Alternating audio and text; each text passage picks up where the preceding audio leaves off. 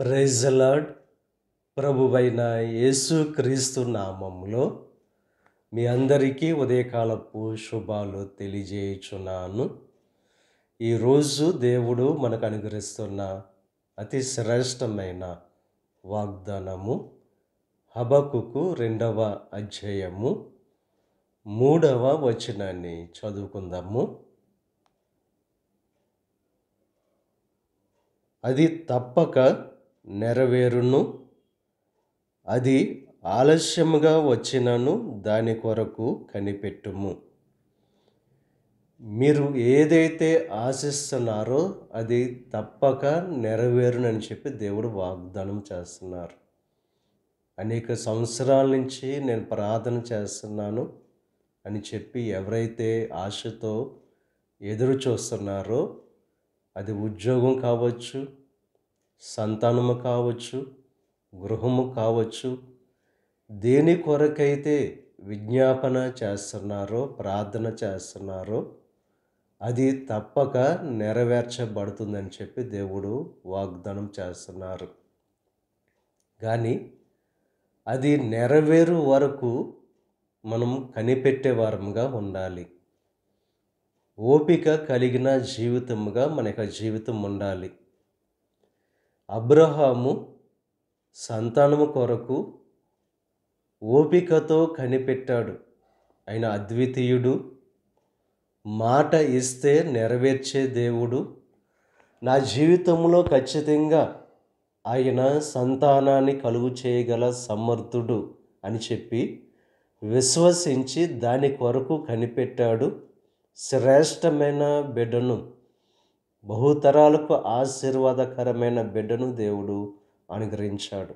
ఉదయకాల సమయంలో దేవుడు అనుగ్రహించే ఆ శ్రేష్టమైన మేలు కొరకు, ఆ ఆశీర్వాదం కొరకు, ఆ మేలు కొరకు, ఆ కార్యము కొరకు కనిపెట్టే వారంగా మనం ఉండాలి. మానవ జీవితంలో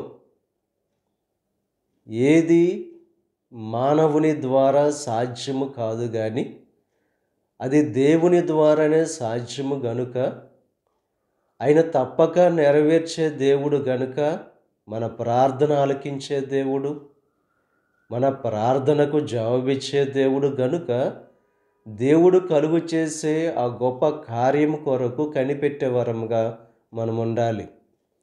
ఎప్పుడైతే మనం ఓపిక కలిగి కనిపెట్టుతూ దేవుడు నా జీవితంలో ఆ కార్యాన్ని నెరవేర్స్తాడని చెప్పి విశ్వాసాన్ని కోల్పోకుండా విశ్వాసముతో ఎదురు చూసేవారముగా, కనిపెట్టేవారముగా ఉంటామో ఖచ్చితంగా దేవుడు మన జీవితంలో నెరవేర్చేవారుగా ఉన్నారు.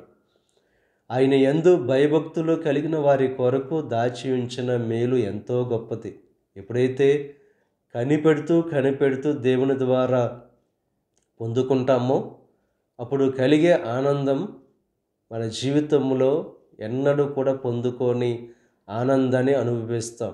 ఇక ఉదయకాల సమయంలో దేవుడు ఖచ్చితంగా దేని కొరకైతే మీరు ఎదురు చూస్తున్నారో దానిని నెరవేరుస్తానంటున్నాడు. దాని కొరకు ఓపికతో కనిపెట్టేవారుగా ఉండవలసిందిగా ప్రభు పేరట మిమ్మల్ని కోరుతున్నాను. దేవుడు మీ జీవితాల్లో ఏదైతే దేవుడి నుండి ఆశిస్తున్నారో దానిని దేవుడు నెరవేర్చునుగాక.